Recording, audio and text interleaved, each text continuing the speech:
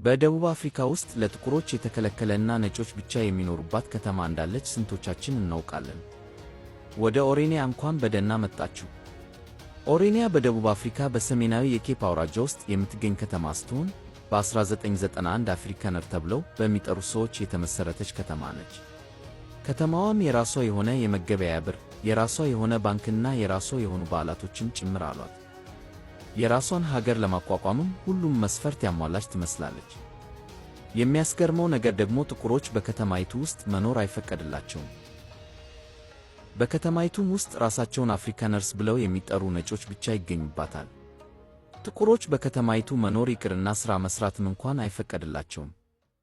ነገር ግን ይህን ሁሉ የዘረኝነት አክት እያደረጉ እኛ ዘረኛ አይደለንም፣ ተነጥለን መኖር ስለምንፈልግ ነው በማለት ይናገራሉ። ኔልሰን ማንዴላ ለብዙ ደቡብ አፍሪካውያን ጀግናቸው መሆኑ ይታወቃል። የሚገርመው ነገር ግን እኒህ ኦሮሚያ ውስጥ የሚኖሩ ሰዎች ማንዴላን በዚህ መልኩ አያዩት። የአፍሪካነር ባህላቸውን ማስቀጠል እንደሚፈልጉና ለራሳችን በቂ ነን የሚል እምነት እንዳላቸው ይናገራሉ። ብዙ ደቡብ አፍሪካውያንም ይህ የዩናይትድ ሳውዝ አፍሪካን አይዲያ የሚጣረስ ነው ሲሉ፣ አንዳንዶች ደግሞ እንደፈለጉ መኖር ይችላሉ በማለት ይሞግታሉ። እናንተስ ምን ታስባላችሁ? ባህላቸውን ለማስቀጠል አስበው ነው ወይንስ ዘረኛ ናቸው?